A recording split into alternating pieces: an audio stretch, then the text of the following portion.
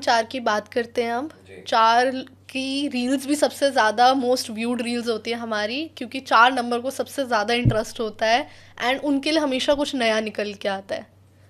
मैं ये समझता हूँ कि 4 नंबर को जो गहराई में समझना चाहिए ना, लोग समझते नहीं हैं। इसलिए शायद वो हमसे कनेक्ट कर पाते हैं। 4, 13, 22, 31, ओवरऑल ये जो लोग हैं ये शरीफ हैं, ठीक है? लेकिन इनको मिसअंडरस्टैंड किया जाता है और ये कभी कभी अपनी बात को कहने के लिए अग्रेसिव हो जाते हैं। वहीं अगर ये राइट रीजनिंग का यूज़ करें तो they will always progress in life. तो ठीक है। इनको क्या सीखना है, अपनी बात को कैसे कहना है। अगर ये सीख गए तो लाइफ में हमेशा प्रोग्रेस करेंगे। तो इस चीज़ का इनको ख्याल जीवन भर रखना है। तो ये कुल मिला के सार है। बट अगर हम बात करें 4, 13, 22, 31, साल 2026 का एड्स अप टू 1, महीना 5वां है। यहाँ पे इनके लिए एक नई शुरुआत है, एक न्यू बिगनिंग। तो जो लोग नई जॉब की तलाश में हैं, नए काम की तलाश में हैं, उनको सक्सेस मिलेगी इन द सेकेंड हाफ। जो लोग काफ़ी समय से वेट कर रहे हैं कि कब चीज़ें ठीक होंगी, यहाँ पे आपको बदलाव आता हुआ नज़र आएगा।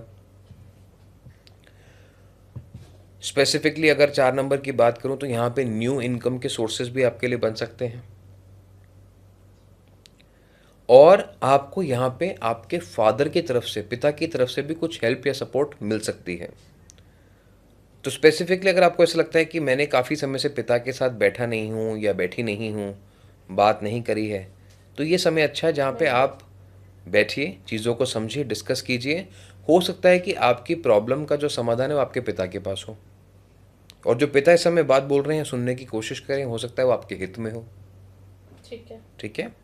So any advice from elderly person is golden words for you this year और दिस मंथ रादर। ठीक है? अब इनका पहला पार्ट ऐसा लगेगा कि कुछ हो तो रहा नहीं है, स्लो चल रहा है, but keep doing things, persistent रहो, कंसिस्टेंट रहो, क्योंकि जैसे ही 17 मई के बाद का समय आएगा चीज़ें एकदम से भागनी शुरू हो जाएंगी, रिजल्ट्स अच्छे आने शुरू हो जाएंगे। रिश्तों की बात करूं तो यहाँ पे आपको लगेगा लीव मी अलोन, बट वही नहीं करना है। लीव मी अलोन तो सुबह जल्दी उठो, 1 घंटा अपने लिए टाइम निकालो। बट अगर आप अपने पार्टनर को पुश करेंगे इस समय पे तो it can lead to major heated arguments also. ठीक है। ठीक है?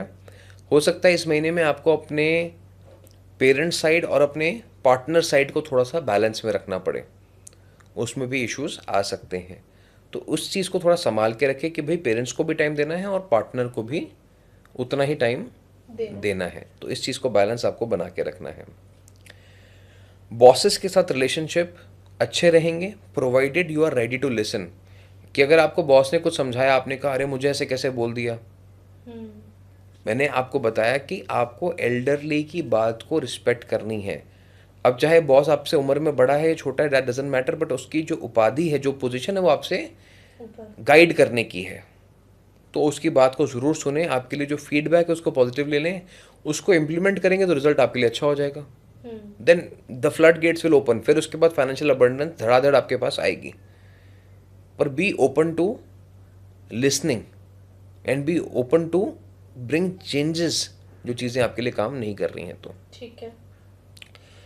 बच्चों के पर्सपेक्टिव से बात करूं तो ओवरऑल यहाँ पे आप अच्छा रिजल्ट एक्सपेक्ट कर सकते हैं। You have done your hard work, now is the time to reap the harvest. तो फ्रूट्स आपको अच्छे मिलेंगे, स्वीट मिलेंगे। बट आप यहाँ पे कंफ्यूज रहेंगे कि ये करूँ कि ये करूँ। कहते हैं ना, कभी कभी भगवान जब ज़्यादा दे देता है तो भी समझ नहीं आता क्या करना चाहिए। तो इनके साथ भी ऐसे ही है कि 2 जगह सिलेक्शन हो गया, अब क्या करूँ। तो यहाँ पे again go to the elders, elders advice. बड़ों की एडवाइस सुने, कि जो वो कह दिया उसके हिसाब से उनको समझने की, सुनने की कोशिश करें। आपके फ़ायदे की, हित की बात रहेगी वो। ठीक है। ठीक है? बात कर ले अगर हम हाउस बॉसेस की, तो यहाँ पे ओवरऑल आपको अकेले समय नहीं बिताना है ज़्यादा। घर के अंदर आने जाने का माहौल बना रहना चाहिए, गेस्ट आते रहने चाहिए। फ्रेंड्स को बुला लिया, कभी रिश्तेदार को बुला लिया, घर के अंदर गेट टुगेदर कर लिया, सबके लिए एक शाही मील बना लिया, घर के अंदर जो मेंबर्स हैं उनको साथ बैठ के खाना खिलाया। तो यहाँ पे जितना आओ भगत रहेगी, जितने लोग आते रहेंगे, उतना ज़्यादा प्रॉस्पेरिटी आपके घर में रहेगी। अगर आपका घर सुनसान है, अकेला है, तो वहाँ पे एकदम आपको खालीपन महसूस होगा, ऐसा लगेगा दीवारें काटने को दौड़ रही हैं। ठीक है। ठीक है।